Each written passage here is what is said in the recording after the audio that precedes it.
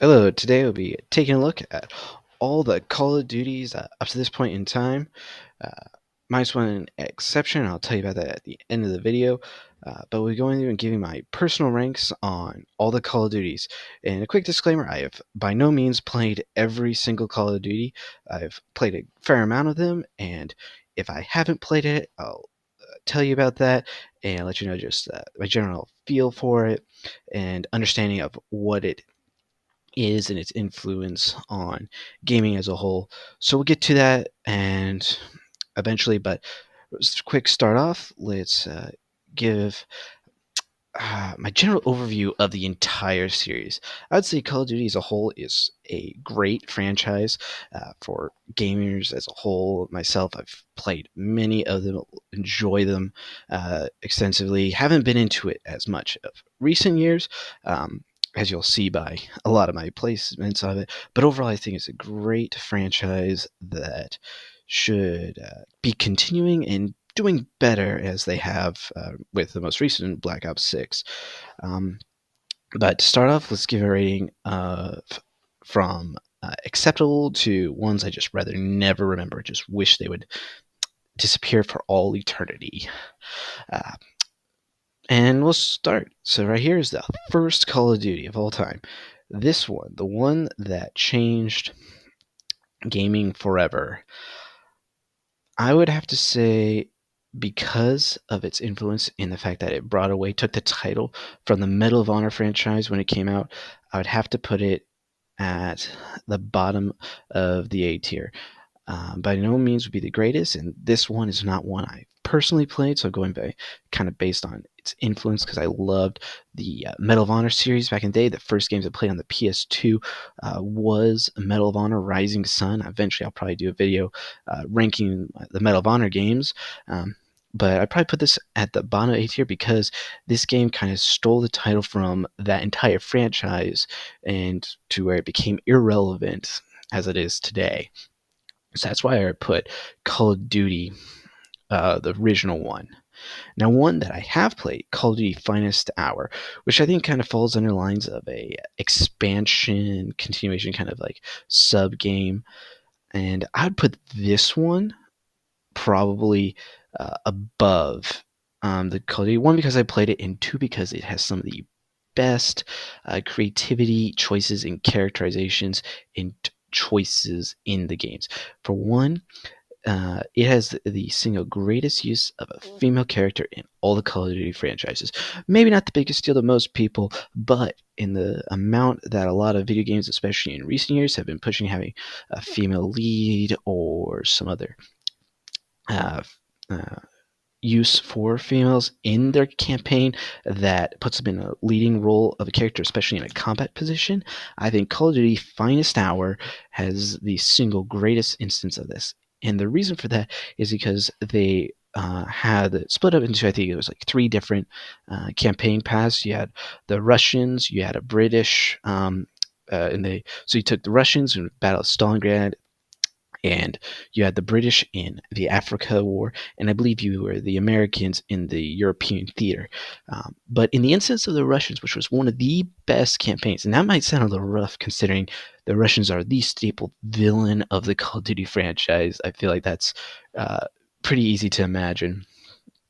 But in this game, you could play them, and obviously historically, because I do like history, I'm a history nerd in a lot of ways, but historically, the Russians at this point would have been our allies. In air quotes, obviously, they're doing some horrible things, and they are probably more on the lines with the Hitler friends. Um, but Call of Duty Finest Hour had a female Russian sniper in the game. And this character was very well done, in my opinion, and historically accurate as well, because in that time in World War II, a lot of women were used in sniper roles in the Russian military. And I think if you're going to bring in a female character, especially in historic context, if you find a place where they would have been placed, it is far much more believable and better, and also totally non-controversial. So I think that's one, and I put it in A tier because of that, and because I really enjoyed it as a kid. Um, this Call of Duty, I think this one came around the same time as Call of Duty 3.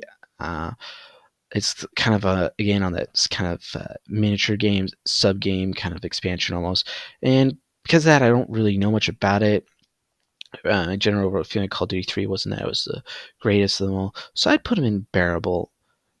As far as it not bad, is acceptable, probably one that I would play, but I wouldn't know much about it myself.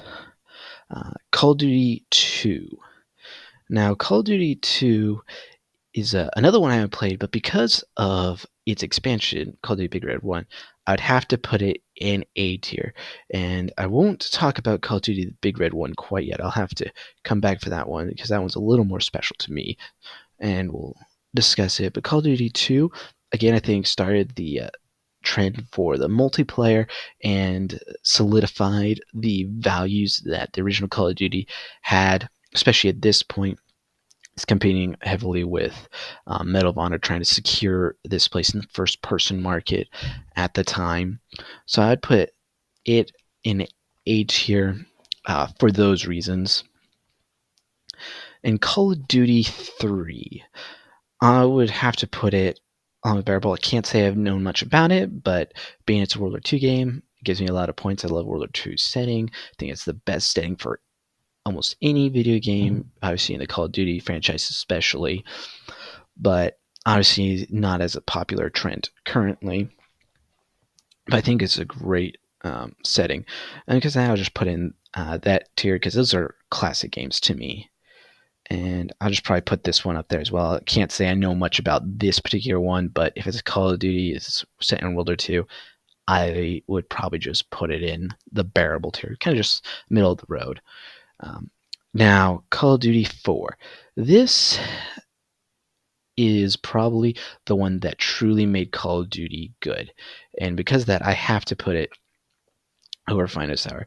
Because this is a sequel to Call of Duty 3, totally changed formula. All of them were World War II, World War II, World War II.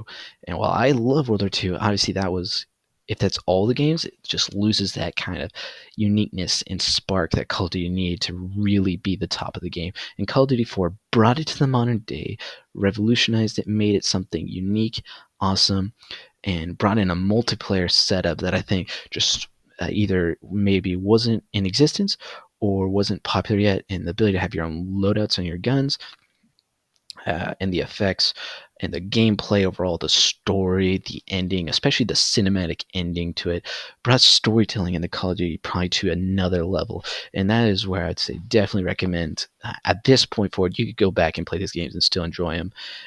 You have to be maybe a little bit more old soul to enjoy the World War II era games, but Call of Duty 4 is one I think everyone could probably go back to. Now, Call of Duty World at War. Another one, it's World War II, so it's gonna get a lot of points for me. And I will say, not all the Call of Duties are gonna get high marks. There will be some down here, and you'll see that towards the end of this list. But Call of Duty World at War is another one I wish I could play. It's one of the ones I wanted to play, just haven't had the ability to get access to it. But Call of Duty World at War is, I believe, the first Call of Duty to introduce the zombies mode. And that being as it is today, I think it deserves a lot of points, propelling it forward. And honestly, I'd probably put that right under Call of Duty 4 currently, just because of the zombies mode and the quality storyline that, from what my understanding, heard of it, is really well done. And that's my placement for that one at this point. It'll probably move around at the end of this. And I encourage you, if you are turning into this video, that you would tell me your opinion on what your favorite ones are, ones you dislike. If you disagree with me, please let me know in the comments. And obviously, like and subscribe. It would help out the channel and get me started on this path and see how this YouTube kind of works out for me. And this is where I say you go to start to come to the top tier of the Call of Duty, the golden age of the Call of Duty lineup right here.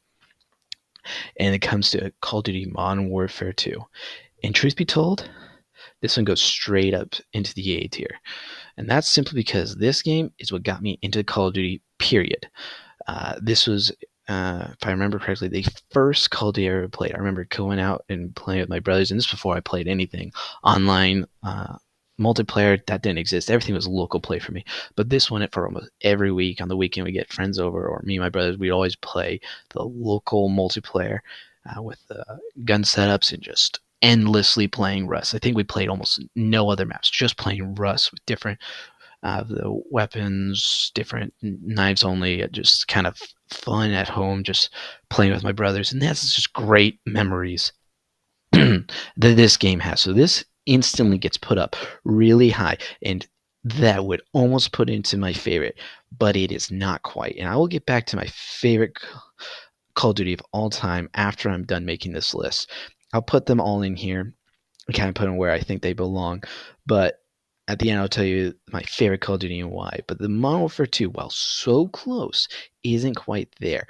My favorite end to a Call, not my favorite actually. The second favorite ending to a Call of Duty, one of the most tragic, sad deaths when losing Ghost. Shocking moments, great storytelling.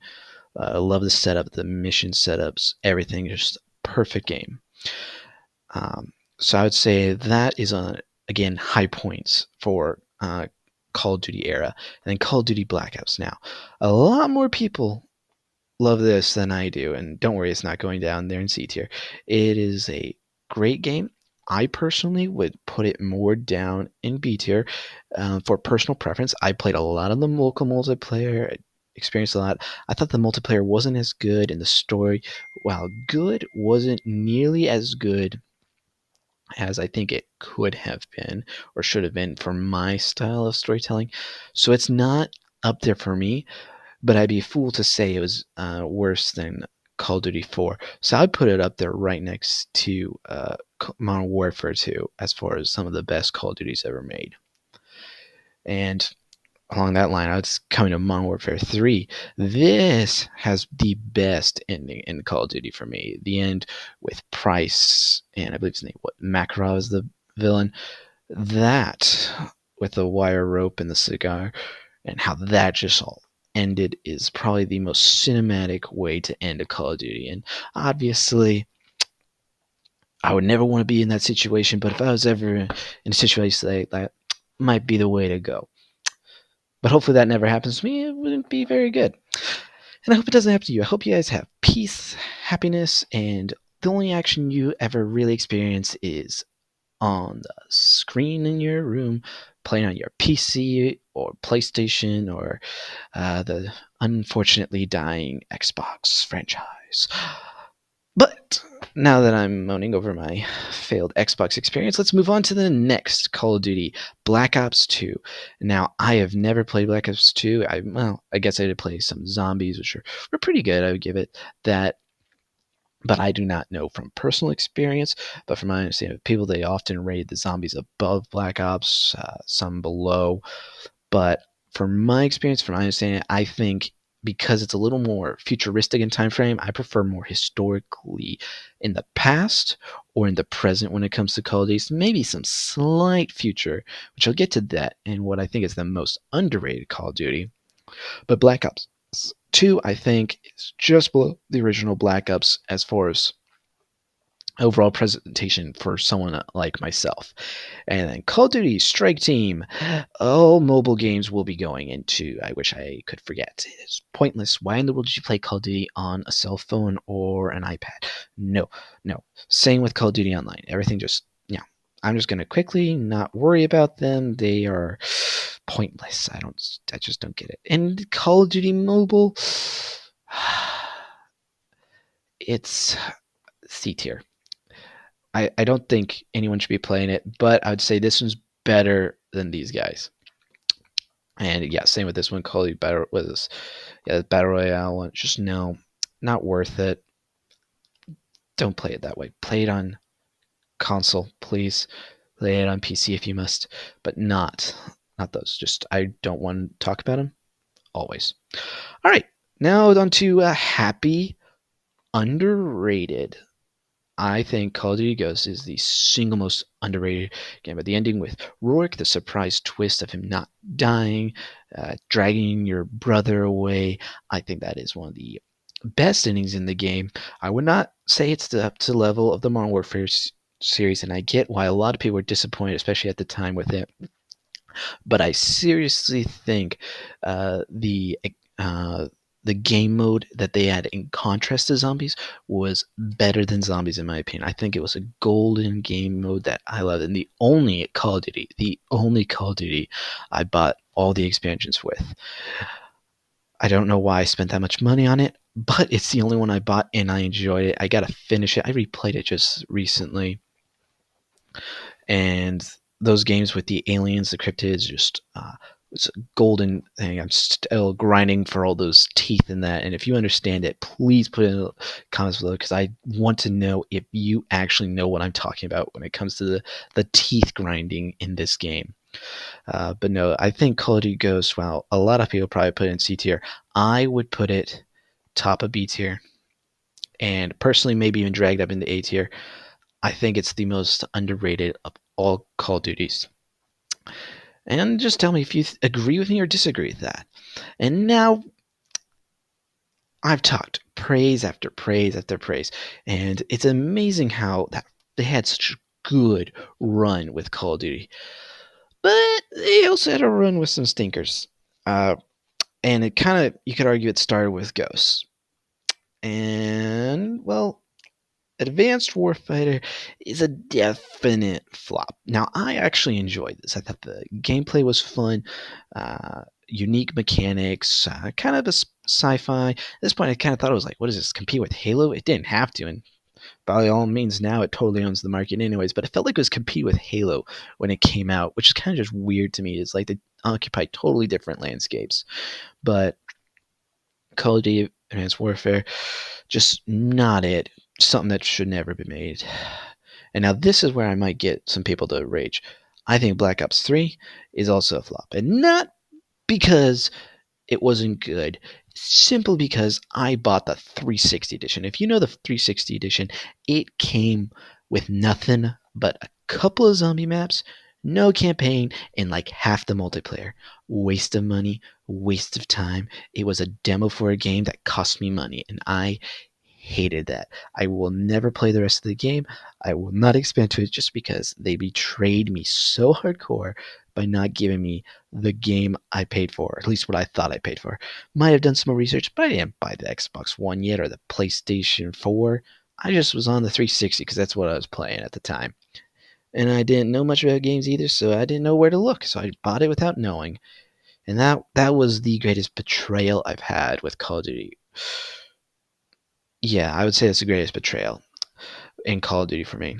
Now, Call of Duty Infinite Warfare, I'd put it above Advanced Warfare, although its quality is probably less. I actually enjoy this more. I played the whole campaign through. This one I set out when I got it to play the entire game through on veteran difficulty. It wasn't as hard, honestly, as I thought it would be. If you want to have a hard first-person shooter, definitely play Halo on the hardest difficulty. I don't think I love Halo. I've played them through, but I've never beat them on legendary difficulty. Call of Duty Infinite Warfare, beat it first, going through. Obviously, I died a lot, but I beat it through on my first run. I don't even think it took me that long.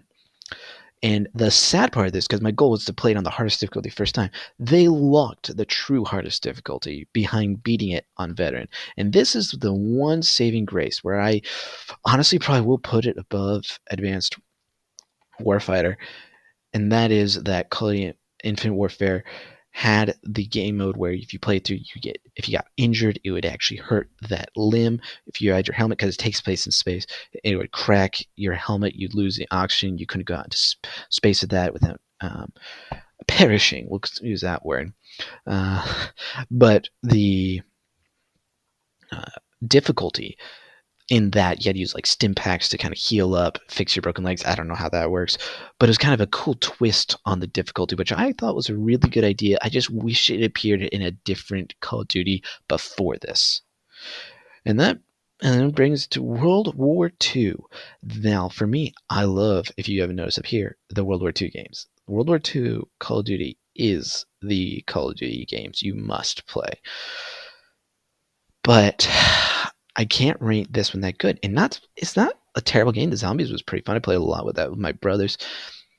It just wasn't that intriguing to me. And the historical inaccuracies in the game, the historical inaccuracies that I found in it were very vast. The amount of guns that you had when you first started the mission. I think it was the D-Day invasion or something like that. There were so many of them, and they all looked like they didn't belong. I didn't know what was going on. The story's actually pretty intriguing concept. Kind of pulling on that. Was it the death of his brother from an like I think it was a hunting accident or something like that, and then he's kind of like having like memories of him that were false memories or imagination, just seeing things, something like that. And I think it was one of his other buddies was also like a Jewish man, which I think, touching on the plight of the Jewish people in World War II, especially with the Holocaust and all the things that took place there, I think that it was an intriguing path to choose, but not one that I think was done to the best of its ability. Well, I can't say it was a total flop, and I do like it. I think it has to go down in the C tier. And yeah, I think I'll stick with that. Maybe, yeah, no, I have to stick with that. We have a few things to come down, and there's going to be quite a contrast. A lot are going to be up here, and then a lot are going to be down here. The middle ground isn't where Call of Duty tends to be. And with that, we're coming down to this one, right above Call of Duty Black Ops 3, because Call of Duty Black Ops 4 had the exact same problem. No campaign. Why in the world would I play a Call of Duty without a campaign? Any video game that's going to charge me money better have a story mode, a campaign, something against the AI. That's kind of how I see it. There are a few exceptions I'll give a little bit, but they have to be a lot more dedicated to the multiplayer than I think Call of Duty was at this time. But because Call of Duty costs money, didn't have a campaign, and the zombies, well, cool, entertaining, and pretty creative, especially the one on the Titanic, just not something that I think was worth the money you paid for it. And that's kind of why I put it down there. It didn't betray me like Black Ops 3, but certainly not my go-to. But then we come to the remake era, and I think now is when they kind of get some comeback. And I put this at the top of B tier. Again, I did not play this Call of Duty, and a lot of newer Call of Duties I actually haven't played myself. I've seen some gameplay, a little understanding, but I really haven't played a lot of them. So with that, this one definitely did revive, from my understanding, the quality in Call of Duty, brought back the modern sense, although it feels like just a remake of the really successful Modern Warfare trilogy.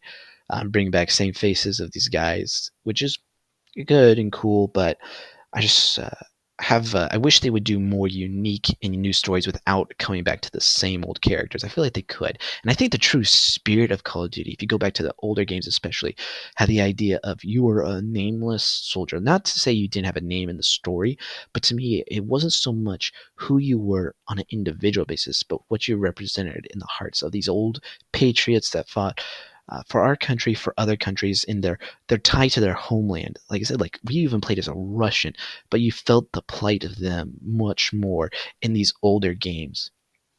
And I think the Call of Duty should represent not the super soldiers, but the grunts, the men that just want to get back home, the individuals that lost their lives back home trying to fight and gain something that they didn't know what it was. Some just for the fun of it. There were some characters like that. They just fought for the fun of it, but others that truly thought they were fighting for the greater good uh, of all their friends. And I think Call of Duty should return to feeling like you're a true simple soldier, not a super soldier, just a man trying to fight for his country. In that little rant, yes, I don't know, but that's what I wish I would see in Call of Duty today. And with that, I think there's no better time to just lay it all out. And I'm sure you probably could have guessed, but it was, for me, my favorite Call of Duty of all time, Call of Duty 2, the Big Red One. And this one sneaks in, and it's kind of an expansion to Call of Duty 2. It's the title is Call of Duty 2, but the Big Red One truly was its own standalone campaign.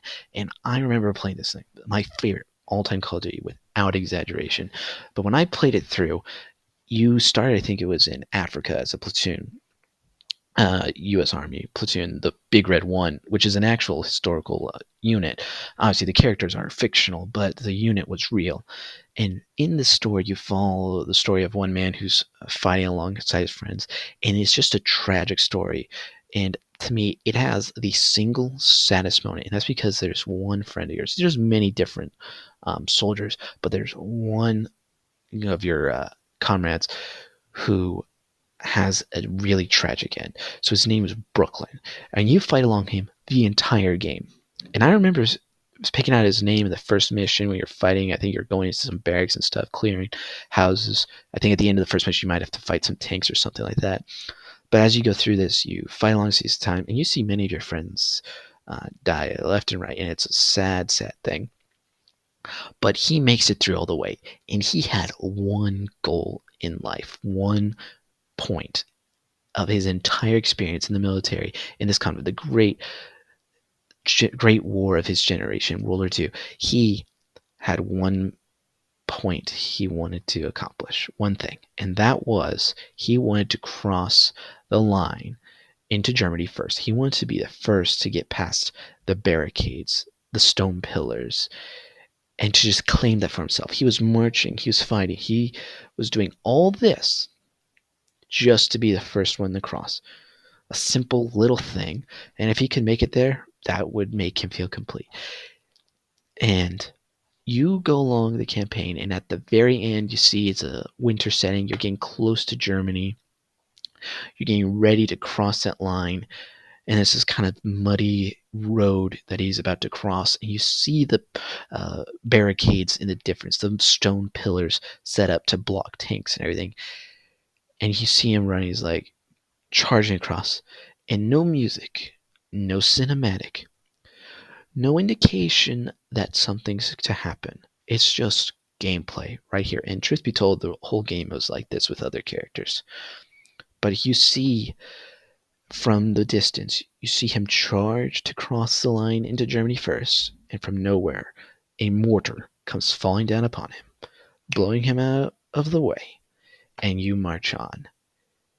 And that is such a tragic thing, which I think marks the true cinematic and heartbreaking nature of World War II, is that people died suddenly and without time for remorse. You could not mourn the dead in the battle. And I think it was just a very meaningful casualty in the entirety of the Call of Duty franchise, but I think the most impactful and forgotten of the Call of Duty franchise. And I would think if you could access it, it's very difficult now, but if you could access Call of Duty, the Big Red One, you should play it at least once and experience the story firsthand. And that might have been a surprise pick for a lot of you, but I would always recommend, if you could at all possibly, go back and try it, to do so. And that's probably it for the there's a few more positive things I gotta say, but we move it on to Call of Duty: The Cold War. Now, Call of Duty Cold War was I put above Call of Duty. That I'll put in C tier. This one, Call of Duty Cold War, was disappointing to me because Call of Duty, the Black Ops franchise, probably was decent really up until that point. There's a few I didn't like personally, obviously down here, but this one very disappointing in that the entire campaign up to this point was, or I should say that the entire campaign was kind of this mystery box, limited choice, and then total shake up at the end where you could choose total villain or total hero sort of thing, but you're really a bad guy. And I just thought the entire campaign was kind of meh. So I just didn't think it was worth the time it took. In the zombies, because I'd play split screen with my brothers and stuff still at this time. I still play split screen if I ever have a chance. But with this one, the zombies mode split screen, totally useless. It literally broke the game in an atrocious manner. It just became unplayable to the greatest extent. And from that, I can't put it above just the C tier. It just doesn't deserve it. I don't know if that's popular or controversial. I just didn't think it was a worthy Call of Duty at any level, but not a total failure. Now, Call of Duty Vanguard, that was a total failure. I never played it. I don't really want to play it. From everything I heard, it just sounded terrible. It messed up Call of Duty Warzone. It messed up history, and it just plain was not good at that. But Modern Warfare 3, from my hearing, is also just one that was a disappointment. It didn't live up to what it needed to after following two of the greater remakes or continuations or whatever you would call the Modern Warfare as it is today. So Modern Warfare 3, I put it in C tier. I don't think it's like a trash or terrible idea or betrayal of everything, but definitely one that I think needed to do better. So I'm not going to dwell on that one. I didn't play it personally, but it is one I think overall sentiment was it was disappointing. Now, one I think deserves a great deal of respect is Call of Duty Warzone, and I'm putting it all the way up in A tier, not quite in the greatest games that shaped the generations and what the franchise is, but one that brought into an entire new playing field of games. And with that, you have Warzone being the number one, I think, multiplayer focused one. In contrast to the Call of Duty Black Ops 4, it is a game. In contrast to Black Ops 4, it was free. That was the biggest thing. Because it was free, it became worthy to play in a singular multiplayer fashion. And I thought the Gulag was a great addition on the formula of Battle Royale this time, going huge. I did not like Fortnite. I thought Warzone being its own thing was the best thing that they could have done. And they did it great. First person shooter, same Call of Duty formula, but also mixed in the Battle Royale formula magnificently. It got me back into Battle Royale and Call of Duty at a some point where I wasn't playing much Call of Duty anymore. And because of that, I think it was a much more worthy game than I think even people give it credit for, even though I think people praise it pretty highly. But I think it's a really good, solid game that should have had a better continuation with the 2.0 version of it. But I think Warzone, though unplayable technically today, I think is a milestone that Call of Duty really did good at. And that does it, my list of all the Call of Duties that I mentioned. There might be some other outliers that just aren't really worth talking about or that just weren't put on here. If you know about any Call of Duty that might be outlying or other lists of games, movies, or topics around games you want me to make ranking videos or reviews, glad to do that. I'm going to be working on making my Call of Duty Black Ops 6 review here soon. And right now you can see I didn't put Black Ops 6 in there because I haven't played it. It's newer, so I'm going to see how I like it. And I might revisit this list and just put it on a place. And maybe at the end of that video, I'll just place it on where I think it belongs. So that if you liked it, like, share, subscribe, leave a comment, and just remember that gaming is for fun, not for business. This is not a serious video. If you have any disagreements, have at it. You can believe everything is 100% reverse, and I'd be as happy to hear your opinion. So have a good day, folks, and I enjoy entertaining you next time.